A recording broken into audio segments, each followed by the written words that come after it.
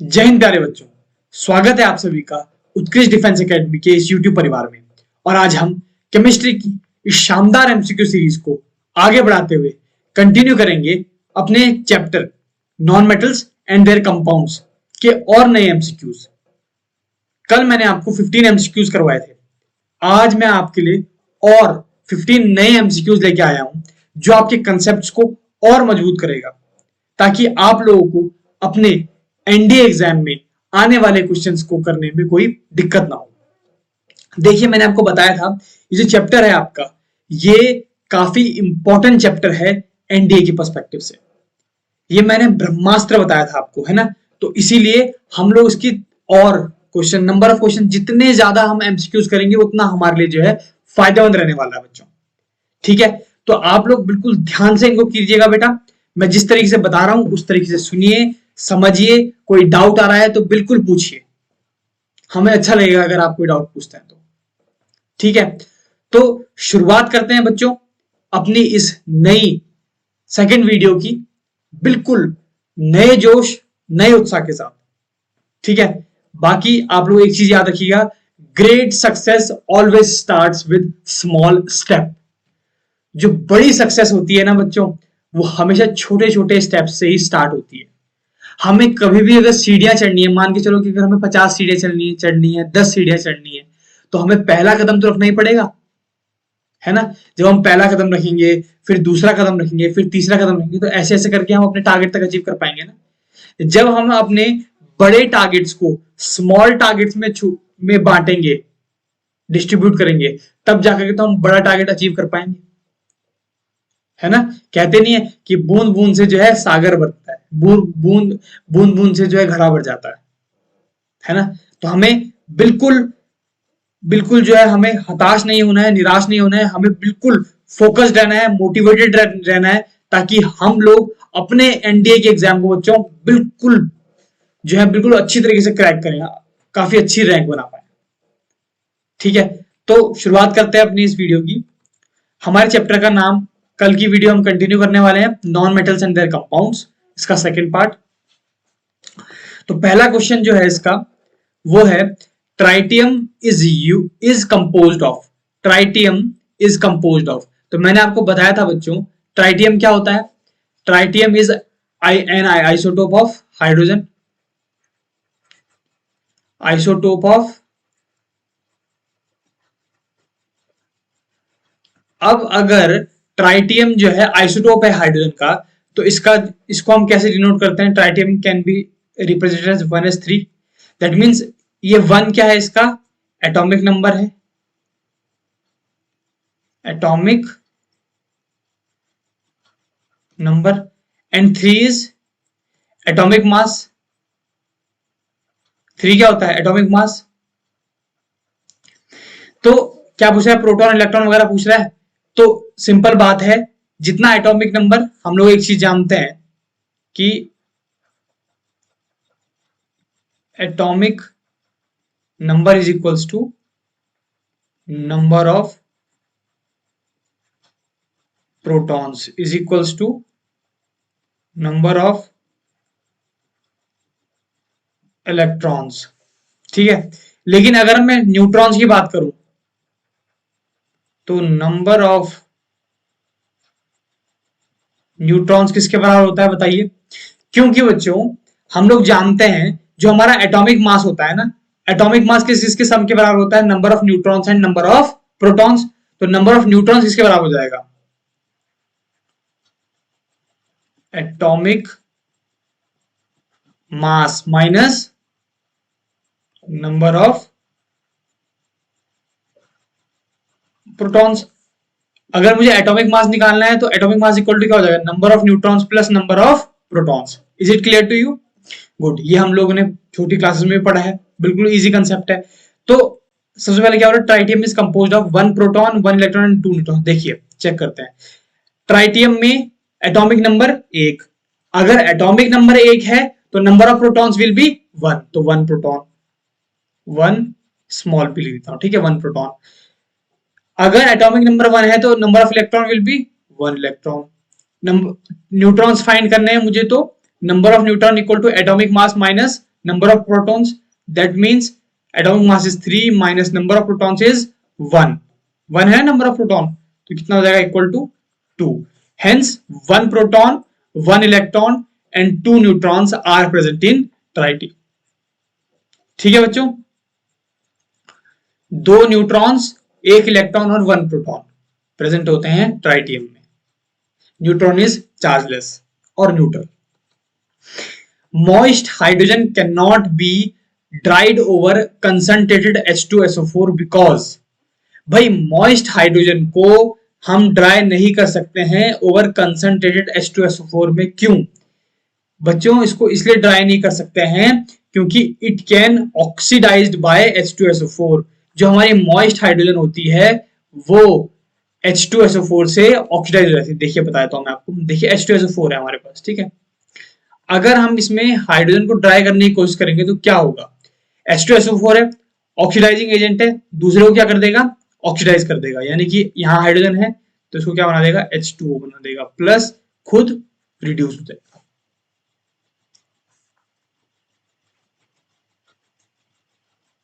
ठीक है, इधर नंबर ऑफ ऑक्सीजन एटम 4 थे, इधर नंबर ऑफ ऑक्सीजन एटम 2 रह गए, तो रिड्यूस हो गया. तो बेसिकली इसीलिए हम मॉइस्ट हाइड्रोजन को ड्राई नहीं कर सकते हैं over concentrated H2SO4 because moist hydrogen can oxidized by H2SO4. और हमारा जो मॉइस्ट हाइड्रोजन है किस में ऑक्सीडाइज हो जाएगा, वाटर में ऑक्सीडाइज हो जाएगा. इस कारण से हम लोग उसको ड्राई नहीं कर सकते हैं. ठीक है, हाइड्रोजन इज कलेक्टेड, हाइड्रोजन को कलेक्ट किया जाता है over water, over mercury, over alcohol या नन ऑफ दीज. बच्चों hydrogen is collected over water, water के ऊपर हाइड्रोजन को आसानी से कलेक्ट किया जा सकता है. When hydrogen is passed over palladium, hydrogen is absorbed over the surface of palladium. This process is called, देखिए जब हाइड्रोजन को पास करेंगे ओवर पैलेडियम के ऊपर पास करेंगे, hydrogen is absorbed over the surface of palladium. Hydrogen जो है किसकी सरफेस के ऊपर जो है एब्सॉर्ब हो जाएगी, पैलेडियम की सरफेस के ऊपर. देखिए मैं मान लेता हूं ये एक हमारी जो है पैलेडियम की सरफेस है, ठीक है, और इसके ऊपर जो है हाइड्रोजन गैस अगर पास करूंगा तो ये हाइड्रोजन आप देख पा रहे होंगे, ये क्या है, हाइड्रोजन, और ये क्या है हमारा पैलेडियम है. तो जब hydrogen is passed over palladium, palladium के ऊपर अगर हम हाइड्रोजन को पास करवाएंगे तो क्या होगा, पैलेडियम जो है हाइड्रोजन को एब्सॉर्ब कर लेगा. बच्चों दो फिनोमेना होते हैं, हम लोगों ने सरफेस केमिस्ट्री पढ़ी है चैप्टर नंबर 5 क्लास 12. देखिए एब्सॉर्प्शन होता है, एक होता है एड्सॉर्प्शन. दो होते हैं, एक होता है absorption, absorption and another one is adsorption. देखिए एड्सॉर्प्शन जो है ये होता है सरफेस फिनोमेना. क्या होता है, सरफेस फिनोमेना. और ये एड्सॉर्प्शन है, ये बी है, ठीक है, यहां पे बच्चों ये तो करेक्ट कर लेना, ये बी है, it is B, it is, I will rewrite here, it is B absorption and it is D adsorption. और absorption is bulk phenomena, it is bulk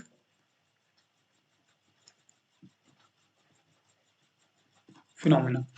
अब देखिए क्या डिफरेंस होता है. देखिए एब्सॉर्प्शन क्या होता है, एब्सॉर्प्शन का मतलब यह है कि किसी भी मॉलिक्यूल को अगर, या कोई भी हमारे पास सब्सटेंस है, कोई एटम है, हमने उसे किसी सॉल्वेंट में डाला या किसी की चीज के ऊपर उसे पास करवाया, तो उसमें उस सॉल्वेंट के मॉलिक्यूल्स जो है सरफेस में भी और अंदर भी, दोनों तरीके से, inside the atom and outside the surface of the atom, दोनों तरफ जो है क्या होंगे, वो एटम्स प्रेजेंट होंगे, तो तब होगा वो एब्सॉर्प्शन. बेसिकली जैसे हम एग्जांपल देते हैं, देखिए चौक है हमारे पास, ठीक है, चौक को आप लोग इंक में डाल दीजिए, ठीक. अब अगर आप चौक के टुकड़े को आप इंक में डालेंगे तो क्या होगा कि जो हमारे पास चौक का टुकड़ा है वो बाहर भी उसका सरफेस क्या हो जाएगा, ब्लू हो जाएगा. इसका मतलब उसने अक्वायर कर लिया है उसको, और इनर सरफेस भी उसका ब्लू हो जाएगा. तो this is the simplest example of absorption. Absorption में जिसमें हम डिप करते हैं तो वो जो सोल्यूशन, वो जो सॉल्वेंट होगा वो हमारा जो है इनर सरफेस में भी जाता है और आउटर सरफेस में भी। लेकिन एडजॉर्प्शन क्या होता है, एडजॉर्प्शन केवल और केवल सरफेस फिनोमेना होता है। एडजॉर्प्शन का एग्जांपल, सबसे बेहतरीन एग्जांपल क्या बताऊं मैं आपको, जो आपने हमेशा ही देखा होगा। अगर आपके पास जैसे हम टेबल होती है घर में, कई बार कोई सामान होता है, ठीक है, बुक्स वगैरह होती हैं, तो काफी टाइम रहता है उनके ऊपर क्या लग जाती है, धूल, धूल इकट्ठी हो जाती है ना, तो ये क्या है, एडजॉर्प्शन। धूल अंदर तो नहीं होती है, लेकिन धूल ऊपर होती है ना उसके, जैसे कवर पेज पे हो गई, या टेबल है, टेबल के पहले ऊपर सरफेस में हो गई, हम उसको साफ करते हैं, तो ये एडजॉर्प्शन है। और एब्जॉर्प्शन होता है बल्क फिनोमिना, इनर सरफेस में भी और आउटर सरफेस में भी मॉलिक्यूल एब्जॉर्ब हो जाते हैं, ठीक है। तो when hydrogen is passed over palladium, hydrogen is absorbed over the surface of palladium, this process is called, इस प्रोसेस को कहते हैं हाइड्रोजनेशन, ऑक्यूलेशन, इवेपोरेशन या हेलोजिनेशन। देखिए, हाइड्रोजनेशन का मतलब होता है एडिशन ऑफ हाइड्रोजन। क्या होता है,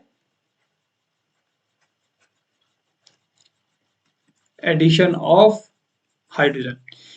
हेलोजिनेशन का मतलब होता है, प्लस दिखा रहा हूं आपको, addition of halogens, X represent here halogens. और इवेपोरेशन क्या है, इवेपोरेशन हम बोलते हैं कि भाई ये इवेपोरेट हो रहा है, कोई हमने लिक्विड ले लिया, उसको हम अगर उसको हम हीट देंगे, उसका टेम्परेचर अगर हम उसमें टेम्परेचर बढ़ाएंगे, तो क्या होगा, वो मॉलिक्यूल, वो जो लिक्विड है वो इवेपोरेट होना शुरू हो जाएगा, है ना, वो क्या हो जाएगा, इवेपोरेट होना शुरू हो जाएंगे, वो बल्क से जो है मॉलिक्यूल्स जो है उसके वेपर फॉर्म में कन्वर्ट हो जाएंगे, यानी कि लिक्विड से वेपर फॉर्म में जाना शुरू कर देंगे। तो हाइड्रोजनेशन नहीं, इवेपोरेशन नहीं, हेलोजिनेशन नहीं, ऑक्यूलेशन इसका सही आंसर होगा कि जब hydrogen is passed over palladium, palladium मैंने बता दिया आपको, पैलेडियम के ऊपर अगर हाइड्रोजन को जो है पास करवाया जाएगा तो हाइड्रोजन एड्सॉर्ब हो जाएगी इस पे, सरफेस फिनोमिना है, ओवर सरफेस ऑफ पैलेडियम, और इस प्रोसेस को क्या कहते हैं हम लोग, इस प्रोसेस को कहते हैं ऑक्यूलेशन, ठीक है। Nascent hydrogen consist of, nascent hydrogen consist of, sir ये नेसेंट हाइड्रोजन क्या होती है, देखिए नेसेंट को हम लोग हिंदी में बोलते हैं नवजात, क्या बोलते हैं,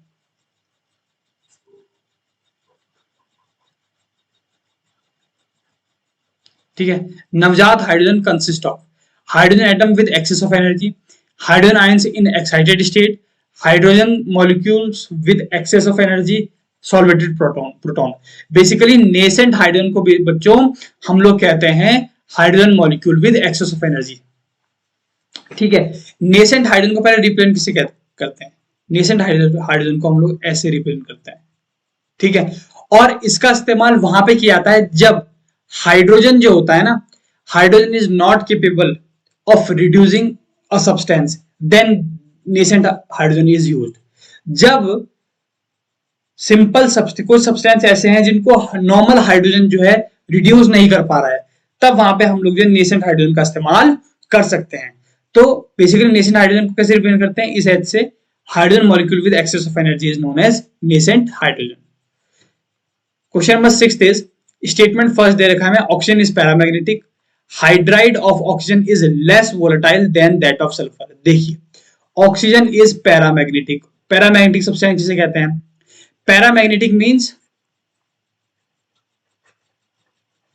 contains one or more than one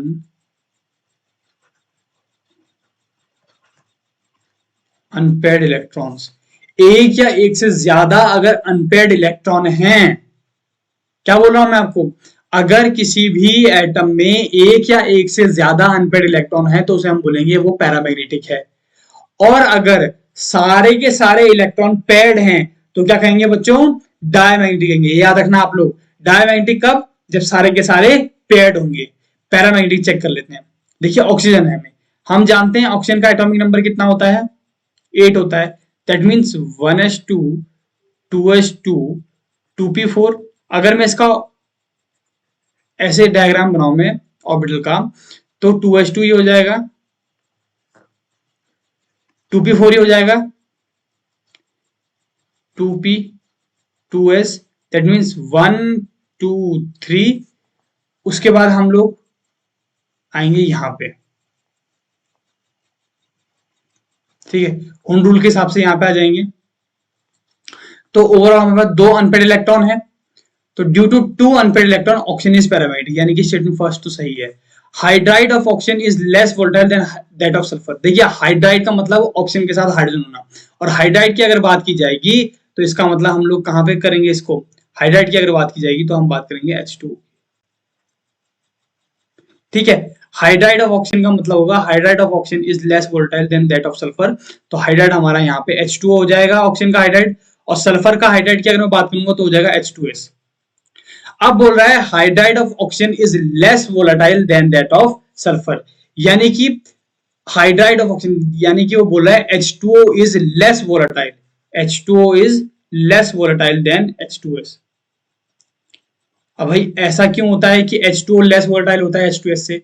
इसका सिंपल फंडा है, वोलेटाइल आपको पता ही होगा ना, वोलेटाइल का मतलब ये होता है कि वोलेटाइल किसी भी सब्सटेंस की वो प्रॉपर्टी होती है, या वोलेटाइल सब्सटेंस उन्हें कहते हैं जो सब्सटेंस अपनी फॉर्म्स को, अपनी जो फिजिकल स्टेट्स में जो फॉर्म होती है उनको चेंज कर सकते हैं, यानी कि लिक्विड से वेपर स्टेट में जाना, हम बोलेंगे वो सब्सटेंस जो है वोलेटाइल है ना। वाटर का वाटर वेपर में जाना है वो वोलेटाइल सब्सटेंस है, लेकिन वो बोल रहा है hydrogen of hydride of oxygen is less volatile than that of sulphur, यानी कि जो सल्फर का जो हाइड्राइड है, दैट मींस जो H2S है वो जो है लेस वोलेटाइल, वो ग्रेटर वोलेटाइल है H2O से। इसका रीजन क्या है बच्चों, क्योंकि H2O में क्या है, ऑक्सीजन है, oxygen is more electronegative than sulphur, and due to the electronegativity of that oxygen क्या होगा, what will happen, hydrogen bonding will occur, और हाइड्रोजन बॉन्डिंग के कारण से H2O की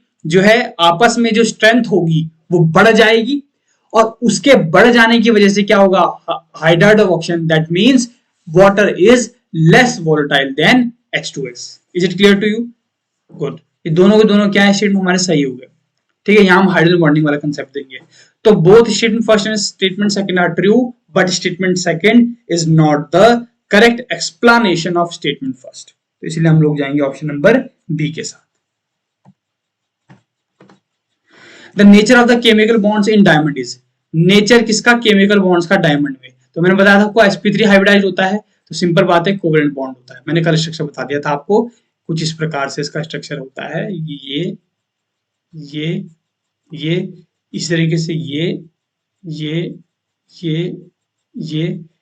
इसी तरीके से यहां से एक मॉलिक्यूल यहाँ, फिर ये यहाँ sp3 हाइब्रिड होता है। Each carbon is sp3 hybridise, और ये जो है ये कार्बन को डिपेंड कर रहे हैं। Which one of the following elements will replace hydrogen from acids to form salts? इन चारों में से ऐसा कौन सा एलिमेंट है जो हाइड्रोजन को उसके acids from acids to form salt बना देगा, यानी कि इनकेस Zn प्लस H2SO4 हुआ तो हमें ZnSO4 प्लस H2 मिलता है ना। तो ऐसा बोल रहा है कि कौन कौन कर देगा। देखिए सल्फर, सिलिकॉन, जिंक, फास्फोरस की बात करूं तो केवल जिंक जो है वो एक्टिविटी सीरीज बताई थी, उस एक्टिविटी सीरीज में हाइड्रोजन से ऊपर लाया करता है। तो एक्टिविटी सीरीज की यही सबसे बड़ी खूबसूरती होती है कि जो एटम सबसे ऊपर लाया करेगा, मतलब जो एटम ऊपर लाया कर रहा है वो अपने से नीचे आने वाले हर एटम को, ईच एटम को क्या कर पाएगा, वो उसके सोल्यूशन से डिस्प्लेस कर देगा या रिप्लेस कर देगा, और जो नीचे वाले होंगे वो ऊपर वाले को नहीं कर पाएंगे। तो क्योंकि एक्टिविटी सीरीज में जिंक जो है हाइड्रोजन के ऊपर लाया करता है, इस कारण से zinc will replace hydrogen. Statement first is at high temperature पे hydrogen can reduce PbO2 element lead. Hydrogen has great affinity to oxygen. देखिए at high temperature hydrogen can reduce PbO2 lead, बिल्कुल सही है। हायर टेम्परेचर पे क्या होगा, PbO को hydrogen जो है क्या कर पाएगा, लेड में कन्वर्ट कर देगा और H2O बना देगा। ठीक है, हायर टेम्परेचर बिल्कुल ठीक है, रिड्यूस कर दिया। यहाँ पे ऑक्सीजन था इसमें, यहाँ पे ऑक्सीजन नहीं है तो रिड्यूस हो गया lead. Hydrogen has great affinity to oxygen, यानी कि हाइड्रोजन की ऑक्सीजन के लिए ग्रेट एफिनिटी होती है, बिल्कुल सही बात है, क्योंकि हाइड्रोजन के साथ ऑक्सीजन जो है फिर हाइड्रोजन बॉन्डिंग कर पाता है। ठीक है, लेकिन इन दोनों का statement first statement second are correct, बिल्कुल सही है दोनों के दोनों, लेकिन statement second is not the correct explanation of statement first, इसलिए हम ऑप्शन नंबर बी के साथ जाएंगे। Statement first is water is high boiling point liquid. Hydrogen bonding in water is possible for high boiling point of water. देखिए water is a high boiling point liquid, यानी कि water क्या है, एक high boiling point liquid है। ठीक है। Hydrogen bonding is in water is possible for high boiling point of liquid of water, बिल्कुल ठीक है। हाइड्रोजन बॉन्डिंग के कारण से ही हमने पढ़ा था, hydrogen bonding, intermolecular hydrogen bonding के कारण से क्या होता है कि उसका बॉइलिंग, जो भी ये प्रॉपर्टीज दिखा रहा है ना, एनॉमलस बिहेवियर जो भी दिखा रहा है वाटर मॉलिक्यूल, तो एक बेसिक कंसेप्ट याद रखना कि अक्सर जो दिखा रहा होगा उसका जो बेसिक कंसेप्ट है, it is hydrogen bonding. Due to hydrogen bonding वो ये प्रॉपर्टी भी शो करेगा, ड्यू टू हाइड्रोजन बॉन्डिंग वो दूसरी प्रॉपर्टीज भी शो कर सकता है। ठीक है, तो water high boiling point liquid है, किस कारण से है? Due to hydrogen bonding. तो statement first and statement second are true and statement second is the correct explanation of statement first. ठीक है, हम लोग जाएंगे इसमें ऑप्शन नंबर ए के साथ। इन तीनों को पढ़ने की जरूरत नहीं, मैंने पढ़ रखे हैं। Statement first and second are true and statement first is not the correct explanation for statement first. Similarly, statement first is true, but statement second is false. Statement first is false, but statement second is true. तो हम लोगों का option A सही है, क्योंकि दोनों के दोनों हमारे स्टेटमेंट सही है, प्लस स्टेटमेंट सेकंड जो है करेक्ट एक्सप्लेनेशन है स्टेटमेंट फर्स्ट का। Water is a good solvent. Water यानी कि जो पानी है हमारा, वो एक अच्छा विलायक है, गुड सॉल्वेंट है। This is due to high, किस कारण से ऐसा है? Dielectric constant of water, surface tension of water, specific heat of water या heat of fusion of water. Basically water एक अच्छा सॉल्वेंट इसीलिए है क्योंकि इसका डाइलेक्ट्रिक कांस्टेंट ज्यादा होता है। अब डाइलेक्ट्रिक कांस्टेंट क्या होता है? देखिए, डाइलेक्ट्रिक कांस्टेंट जो है बेसिकली डाइलेक्ट्रिक कांस्टेंट जो होता है, लिख देता हूं मैं आपके लिए यहां पे, dielectric constant is a ratio of, is the ratio of, किसका रेशियो है? Absolute permittivity of substance, absolute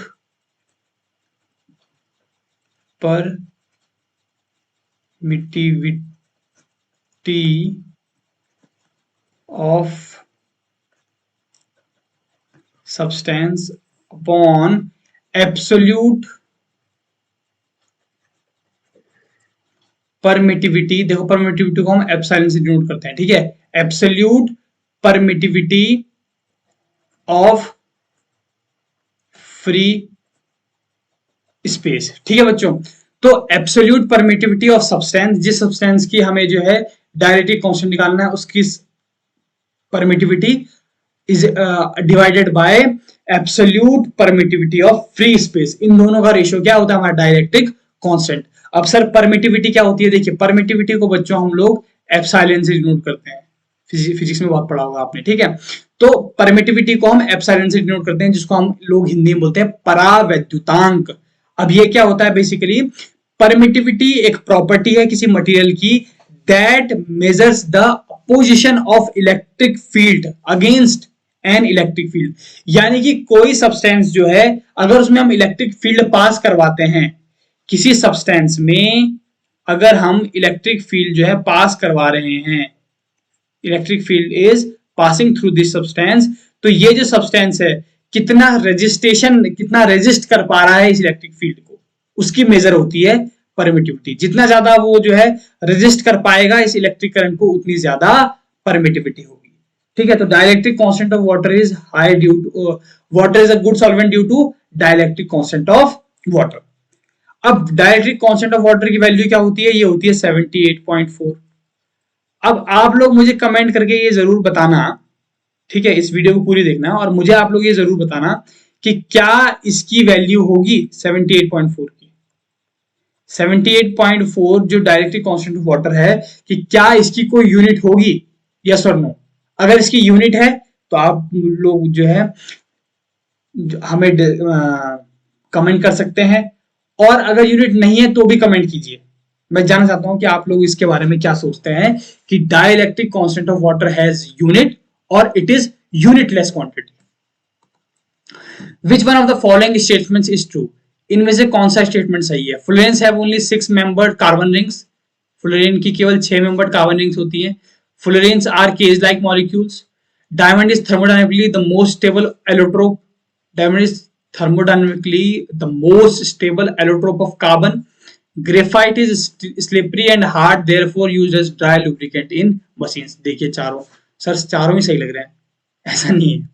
फुलरेन्स have only 6 membered carbon rings, नहीं, फुलरेन्स में 6 के साथ साथ जो है 5 एंड 6 मेंबर्ड कार्बन रिंग्स होती है। मैं इसको दूसरे पेन से लिखता हूं, आप लोगों को आसानी होगी समझने में, ठीक है।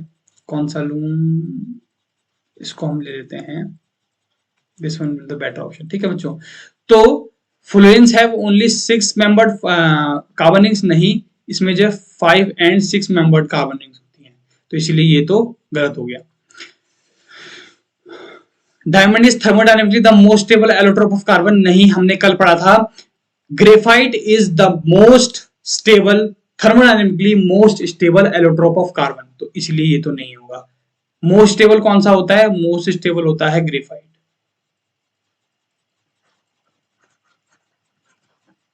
ठीक है। Graphite is slippery and hard and is therefore used as dry lubricant machine, ठीक है, स्लिपरी भी होता है, ड्राई लुब्रिकेंट की रूप में भी इस्तेमाल किया था, लेकिन it is not hard. Diamond hard होता है क्या, डायमंड इज सॉफ्ट, इस कारण से हम लोग का आंसर ये नहीं होगा। अगर हम सॉफ्ट होता तो ये आंसर बन जाता।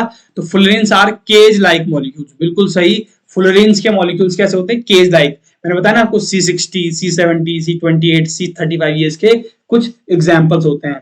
और ये किस कैसे बनता है, ये बनता है 5 और 6 मेंबर्ड कार्बन के जो है, इनको अगर हम जैसे केज लाइक स्ट्रक्चर बना देना हम लोग, इसका मतलब यहाँ यहाँ यहाँ ऐसे केज लाइक का स्ट्रक्चर हम फॉर्म कर देंगे तो हमारा एक फुलरेन बन जाएगा, ठीक है।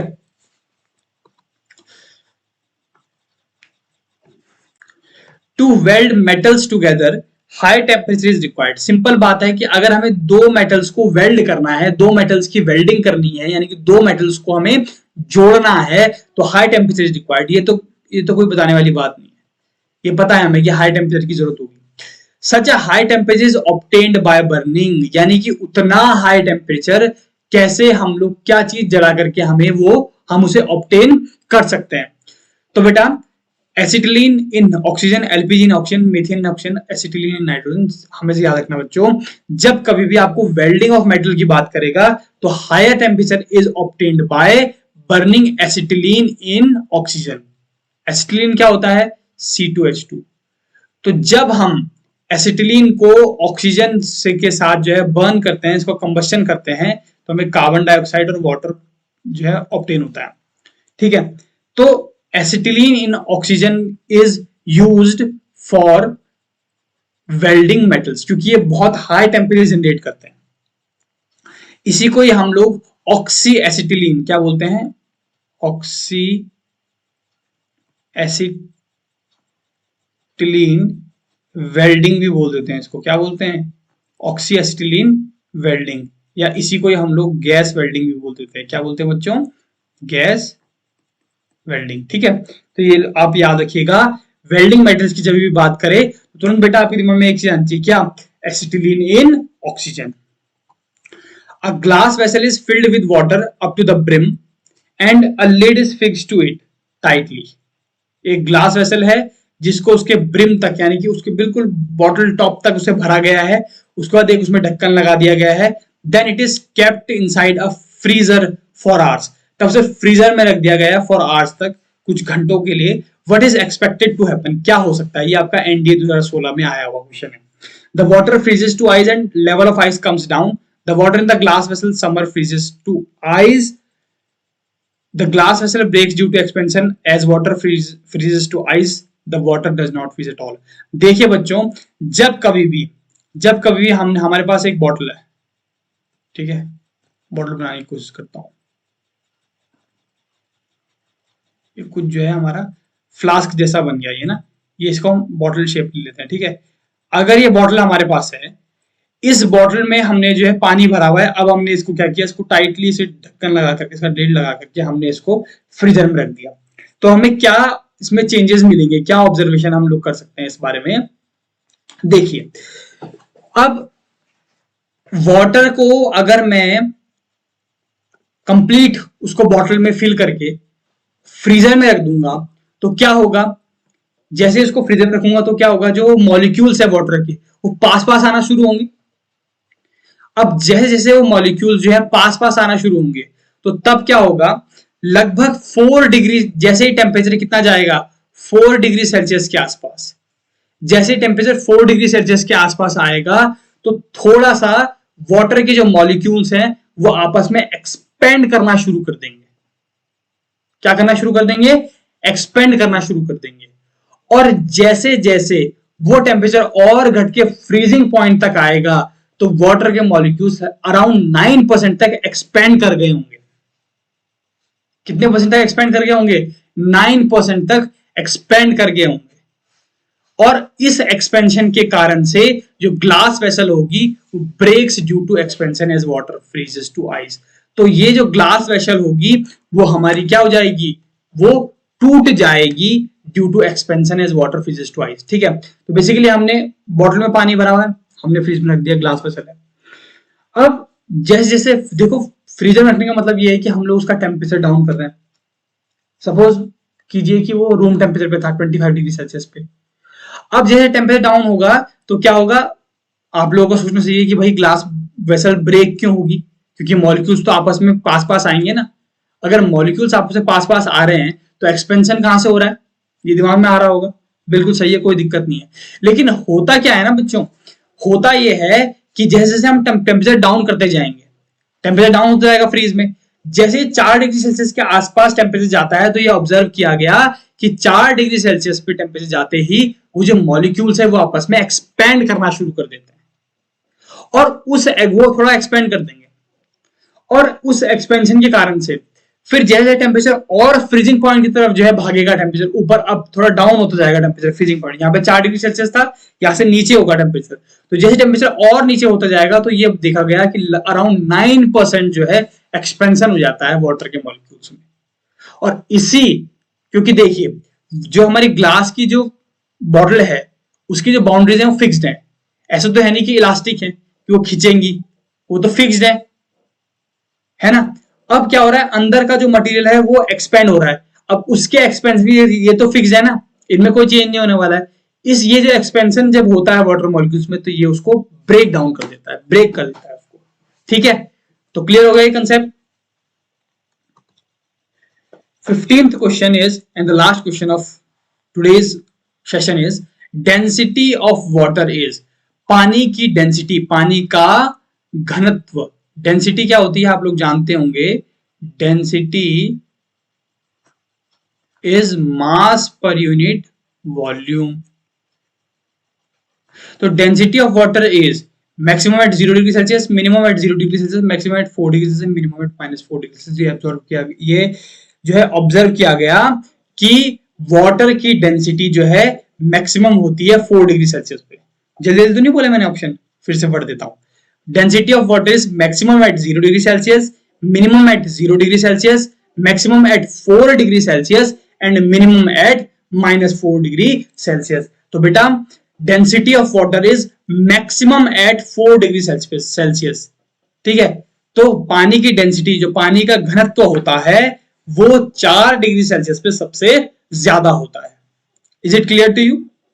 ओके, तो बच्चों इसके साथ हमारा जो है ये 15 MCQs 2.0 हमारा नॉन मेटल्स एंड कंपाउंड्स का कंप्लीट होता है।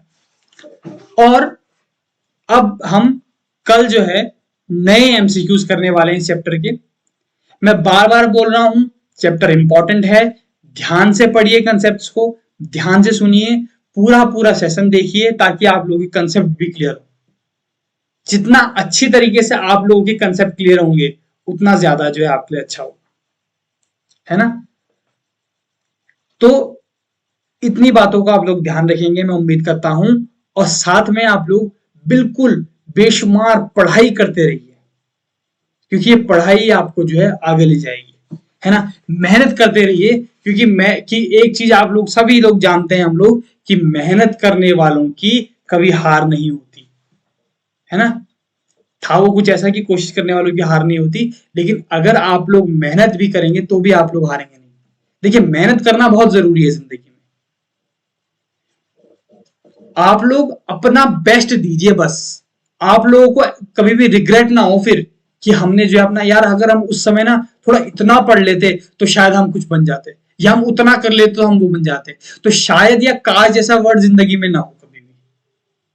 शायद या काश जैसा वर्ड ना हो, बस मैं ये चाहता हूं आप लोग जब पढ़ने बैठ रहे हैं तो बिल्कुल शिद्दत से, पूरी शिद्दत से पढ़ने बैठिए, जम के बैठिए पढ़ने, पूरा अपना 100 पूरा झोंक दीजिए अपने को पढ़ाई की आग में, सही से पढ़िए। अपने दिमाग में केवल एक चीज रखिए कि मुझे एनडीए क्रैक करना है बस, है ना। अगर आप लोग इस सोच के साथ करेंगे तो जरूर आप लोग जो है जरूर अब अपना टारगेट जो है अचीव कर पाएंगे। ठीक है बच्चों, तो फिर मिलते हैं आपसे कल, इसी चैप्टर को आगे कंटिन्यू करेंगे थर्ड वीडियो में, और कुछ और नए एमसीक्यूज होंगे, और कुछ अगर छूटे हुए कंसेप्ट इस चैप्टर के होंगे तो वो भी मैं लेकर के आऊंगा आपके लिए। बस आप लोग ध्यान से पढ़िए और ध्यान से इन क्वेश्चंस को रिवाइज कीजिए। ठीक है बच्चों, तो मिलते हैं आपसे कल, तब तक के लिए आप लोग स्वस्थ रहें, मस्त रहें, और सबसे जरूरी बात, पढ़ाई करते रहें, क्योंकि ये पढ़ाई आपको जो है सक्सेसफुल बना पाएगी, और कुछ नहीं है ना। Hard work is the key of success. मिलते हैं आपसे कल, ठीक है बेटा, बाय।